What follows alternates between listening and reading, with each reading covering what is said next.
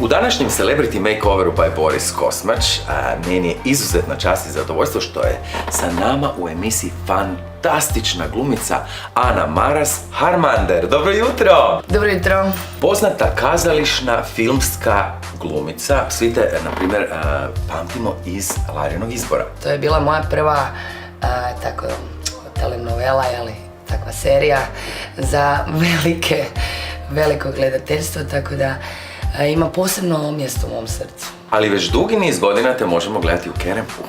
Trenutno imam nekih 6 naslova, tako da ljudi, dođite. Mislim, sad će nam završiti sezona, pa ajde, ali od jeseni se ponovo vidimo. A sada jedno teško pitanje. Koja ti je omiljena uloga? Mislim da mi se još omiljena nije dogodila, ali ima neke stvari koje su me obilježile u životu, kao Lovorka u Čudu u Poskokovoj dragi i ne bi za ništa mijenjala, recimo, iskustvo u Tvoje lice zvuči poznato. A to sam te upravo mislio pitati, jer ja kao imitator, gledajući sezonu u kojoj si ti bila, sam stvarno uživao. No, vrijeme je da krenemo u avanturu Celebrity Makeovera. Idemo! Idemo!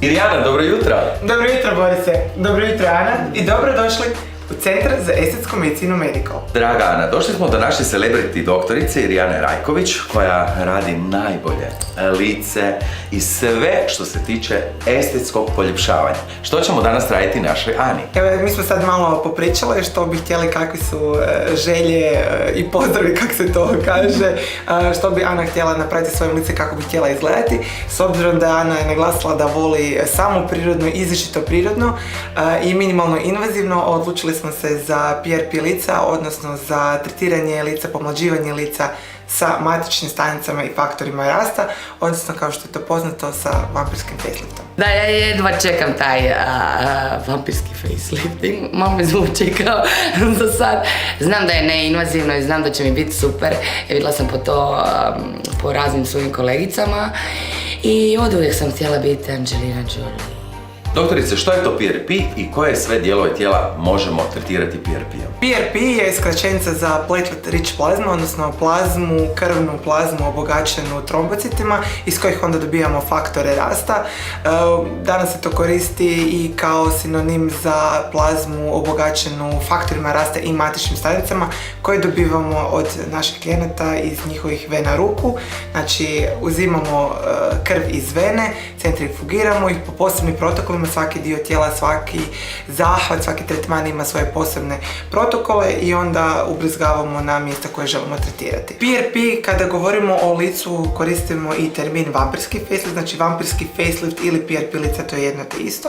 PRP osim za lice možemo koristiti protiv ispadanja kose, ovdje ga koristimo i za tretiranje tegoba lokomotornog sustava, znači problemima sa koljenima, sa kukovima, sa kičmom, reumatoidnim artritisom, upaljene tetive i tako da, znači bilo što ima veze sa kosti, zglobovima, tetivama lokomotornog sustava, a od nedavno ga koristimo i za takozvani P-shot ili man-shot, što znači ubrizgavanje matičnih stanica i faktora rasta za tretiranje erektilnih disfunkcija, pogotovo kod osoba koje imaju šećernu bolest, odnosno dijabetes, koji imaju Peyronievu bolest, koji imaju problema sa erekcijama zbog uzimanja lijekova.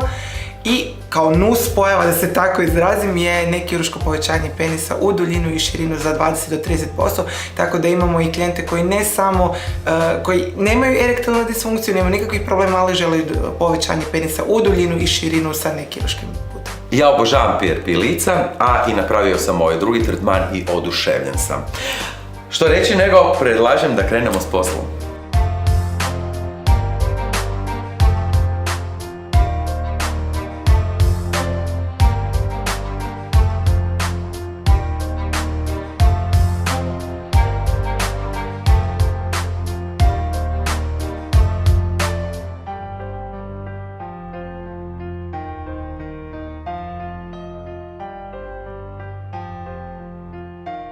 I tretman je gotov. Ana, kako je bilo? Bilo je super, bilo je bezbolno, nježno, točno ovako kako doktorica izgleda, tako je i tretman. Jedno čekam. Ponovo. Znači radit ćemo i ponovo. Toliko ti se dopala? Pa da, nije to kao često, jel da, svako 6 mjeseci, tako smo rekli, tako da mislim da ovi prvi rezultati su super, a tek ono što slijedi, nakon par dana, Biće još bolje. Gledajte me po ulici. A sada ćemo vidjeti i rezultat, da ćemo ti ogledamo. Ana, izvoli. Hvala. Pa lijepo je to. Pa je. Sad se sve slaže. I zubi, i kosa, i lice. Napokon. Super. I Rijana? S obzirom da Ana zaista ima prekrasno lice, kod nje nema potrebe raditi vampirski facelift često, tako da sam je preporučila jedanput na 6 mjeseci do jedanput na godinu dana. Naravno, starije osobe koje nikada nisu radile vampirski facelift, one imaju drugačije protokole za lice i moraju u početku malo češće dolaziti. Anino lice je zaista prekrasno, osim vampirskog facelifta napravili smo još i mezoterapiju gdje smo stavili antioksidanse, koenzime, esencijalne aminokiseline, hialuronsku kiselinu, znači još sve dodatno kako bi još više naglasili njezinu ljepotu kože. Irijana, hvala lijepo. Hvala tebi, Borise, hvala tebi, Ana, na ukazanom povjerenju. A Ana, nakon Centra za estetsku medicinu mi idemo dalje.